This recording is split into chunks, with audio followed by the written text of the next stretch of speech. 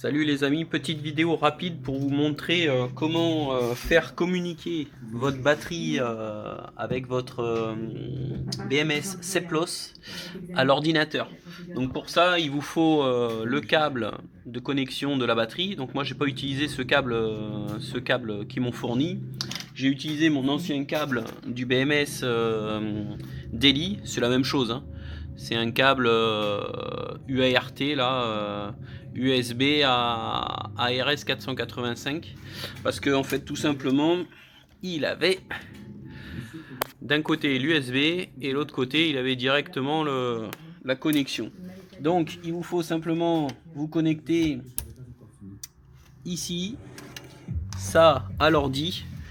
À l'ordi, bien évidemment, il vous faut les drivers de votre clé. Donc c'est la CH340, USB CH340. Donc j'ai installé driver et je vais vous montrer pas à pas comment faire la connexion entre votre batterie et votre PC pour pouvoir récupérer toutes les infos, toutes les bonnes infos, notamment les cycles batterie, parce que j'avais un souci sur les cycles batterie qui remontaient mal. Allez, je vous montre ça de suite. J'ai enfin réussi à paramétrer ma batterie avec... alors, j'ai pas pris le câble d'origine qu'ils fournissent.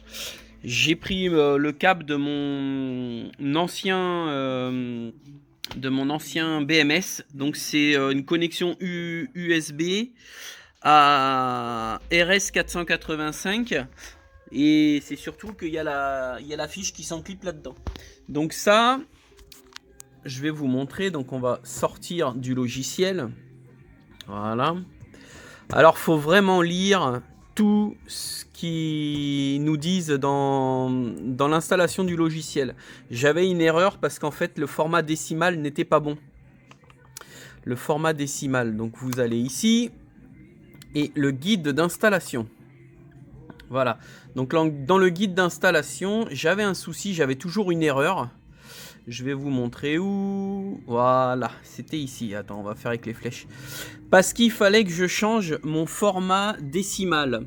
D'origine, moi j'avais 1,2 et ici, j'avais rien du tout. Donc il faut permuter dans le format décimal, il faut mettre ici des points, 2 et ici des virgules et appliquer. Donc ça, vous changez ça dans les paramètres de configuration. Donc sous Windows 10, vous faites panneau de config. Voilà, je vous montre, panneau de configuration. Et dans le format régional de l'horloge, vous faites modifier. Ici, vous allez dans les paramètres supplémentaires et vous sélectionnez nombre. Et dans les nombres, en fait, moi ici, j'avais une virgule. Là, j'avais un 2 et là, j'avais un point. Donc, il faut inverser. Non, là, j'avais rien en bas ici. Là. Donc, il faut mettre point, 2 et virgule. Ensuite, vous faites appliquer, OK. Donc, une fois que c'est fait, voilà. Alors, bien évidemment, il faut bien mettre le driver le bon driver de la clé. Donc, moi, je vais vous montrer dans... alors, ça doit être système... c'est dans les paramètres. Alors attends, on va aller chercher là. On va marquer paramètres. Non, paramètres, tête de mort. Voilà, paramètres. Hop.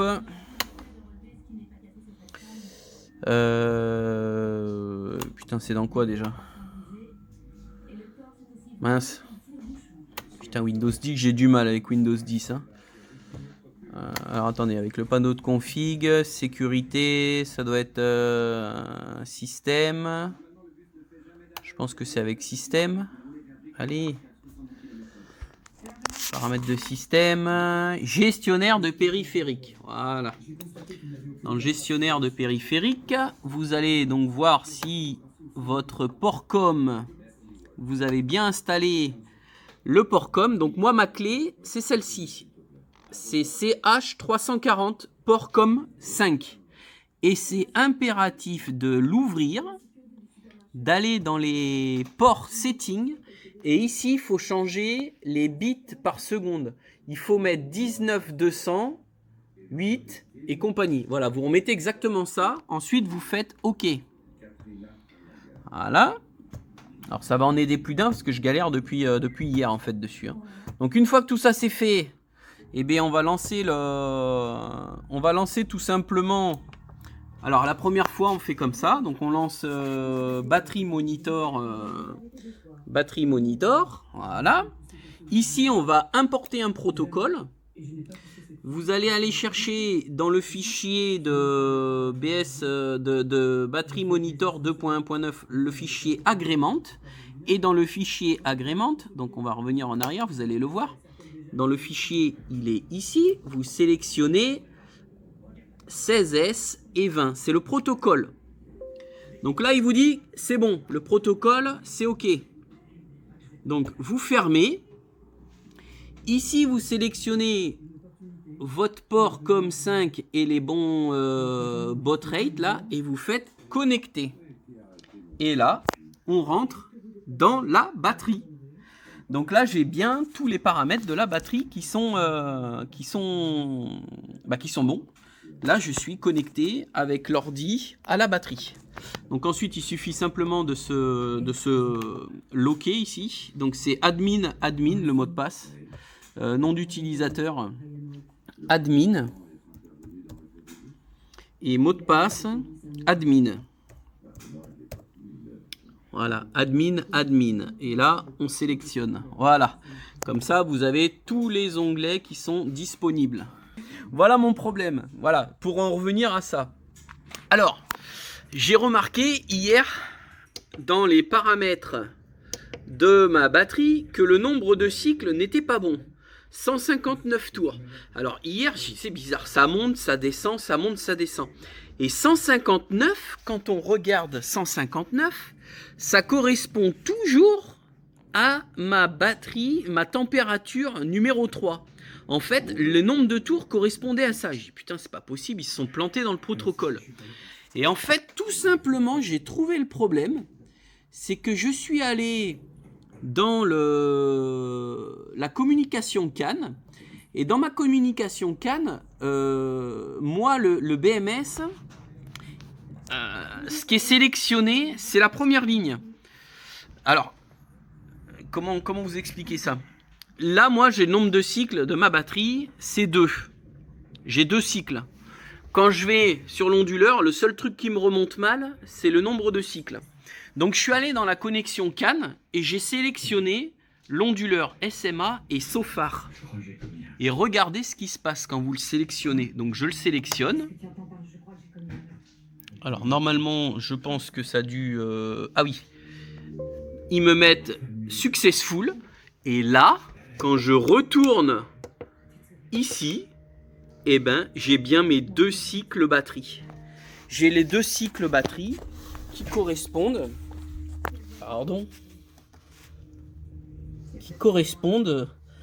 alors attendez, c'est où qu'on voit les cycles batterie? Down. Capacity, je crois que c'est avec capacity. Confirme. Voilà. Donc j'ai bien 2 cycles batterie. Dans ma batterie, j'ai 2 cycles, puisqu'elle est neuve.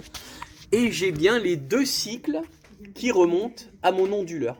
Donc là, j'ai une connexion parfaite entre ma batterie, mon onduleur. Et maintenant, je peux rentrer dans les paramètres et régler tous les paramètres que je veux de la batterie. Voilà, c'était pour vous montrer ça, que c'est vachement important. Et que je remercie Jerry de la société Seplos qui m'a envoyé un PDF. Il m'a dit, suis le PDF à la lettre et tu devrais réussir à te connecter. Et du coup, j'allais le contacter pour lui dire que j'avais un problème. Et regardez, hein, j'ai même dans Home Assistant les cycles batterie qui remontent, les réels cycles batterie. Donc si je change en position CAN, donc CAN, ah mince, j'ai pas fait close ici. Close. Alors à dame à gauche, je suis pas gaucher moi.